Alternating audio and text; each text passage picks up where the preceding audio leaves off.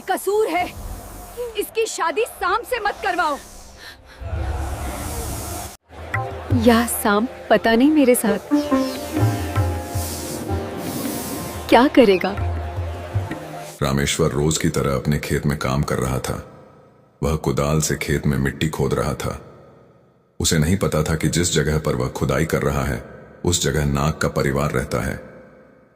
रामेश्वर ने कुदाल मारी और पत्थर के नीचे एक बड़े बिल में रहने वाली नागिन दर्द से तिलमिला उठी। उस नागिन के शरीर पर उस कुदाल का वार हुआ था। रामेश्वर ने जब कुदाल को देखा तब उसे खून लगा हुआ दिखाई दिया। उस खून को देखकर रामेश्वर ने नीचे झुक कर देखा तो उसे वह नागिन दिखाई दी। रामेश्वर ने नागिन का सर पकड़कर बाहर निकाला और उस पर औषधि लेप लगाया, फिर उसे अपने बिल में छोड़ दिया। रामेश्वर सोच रहा था कि नागिन अब ठीक हो जाएगी। रामेश्वर घर आ गया, लेकिन उसे बहुत बुरा लग रहा था। रामेश्वर की पत्नी सुशीला ने पूछा कि क्या हुआ, आप इतने उदास क्यों लग रहे हो? आज मुझसे एक बहुत बड़ी भूल हो गई है। सुशीला रामेश्वर ने बताया, ऐसा क्या हुआ है? रामेश्वर की बेटी सावित्री ने रामेश्वर के पास आते हुए पूछा, बेटा, आज कुदाल से खेत में खुदाई करते समय एक नागिन जख्मी हो गई। उसका पेट देखकर लग रहा था कि जैसे वह गर्भवती हो। मुझे तो उसकी बहुत चिंता हो रही है। रामेश्वर की यह बात सुनकर सुशीला ने कहा, फिर आपने क्या किया? रामेश्वर ने बताना शुरू किया कि कैसे उसने नागिन को पकड़ा और उस पर लेप लगाकर फिर उसे उसके बिल में छोड़ दिया। पिताजी, तो फिर आप इतनी चिंता क्यों कर रहे हैं? वह नागिन जल्दी ही ठीक हो जाएगी। हाँ, उम्मीद तो वही है, रामेश्वर ने मायूस होकर कहा। नागिन अपने बिल में आ गई, लेकिन अभी भी वह बहुत दर्द में थी। कुछ देर के बाद उसका नाग अपने बिल में आया और उसने देखा कि उसकी पत्नी के शरीर पर घाव के निशान हैं और वह दर्द से तड़प रही है।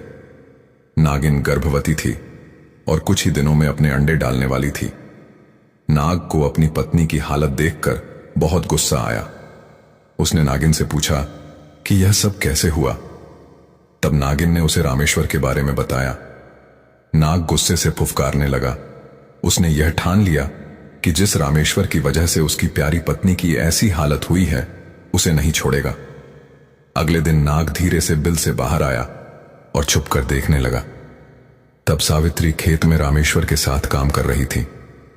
सावित्री को देखकर नाग ने सोचा कि रामेश्वर को सबक सिखाने के लिए उसकी बेटी का सहारा लेना चाहिए। किसी काम से रामेश्वर खेत से थोड़ा दूर चला गया। यह देखकर नाग ने अपने जादू से अपना रूप बदला और वह एक आदमी का रूप लेकर सावित्री के पास आया। उसने कहा, बेटी, मेरा नाम नरेश है। मैं यहीं पास में रहता हूं। इस गांव में नया हूं। किसी से पहचान नहीं है मेरी। मेरी पत्नी गर्भवती है और बहुत बीमार है। अगर तुम मेरी मदद कर दोगी तो मुझ पर बहुत बड़ा एहसान हो जाएगा। नरेश की यह बात सुनकर सावित्री ने कहा, अरे चाचा, आप ऐसा क्यों कह रहे हो? इंसान ही इंसान के काम आता है। चलिए, मैं चलती हूं आपके साथ। बस मेरे पिताजी जरा बाहर गए हैं, उन्हें बताकर आती हूं। नहीं नहीं, उतना समय नहीं है। अगर देर हो गई तो पता नहीं मेरी पत्नी के साथ क्या हो जाएगा। अब नरेश गिड़गिड़ाने लगा।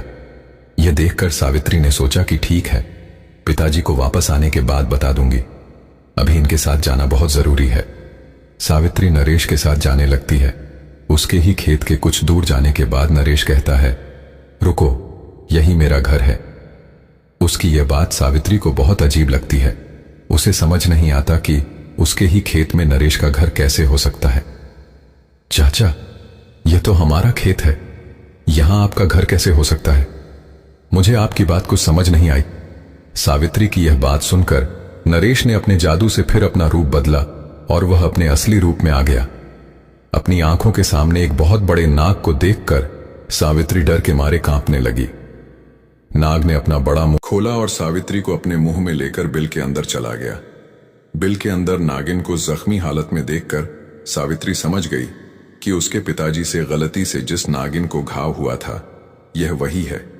उसने हाथ जोड़कर नाग और नागिन से माफी मांगी, लेकिन नाग और नागिन दोनों भी रामेश्वर को माफ करने के फिराक में नहीं थे। नाग ने सावित्री से कहा कि अब उस किसान को समझ आएगा कि अपने प्रियजनों को तकलीफ होती है तो कैसा महसूस होता है।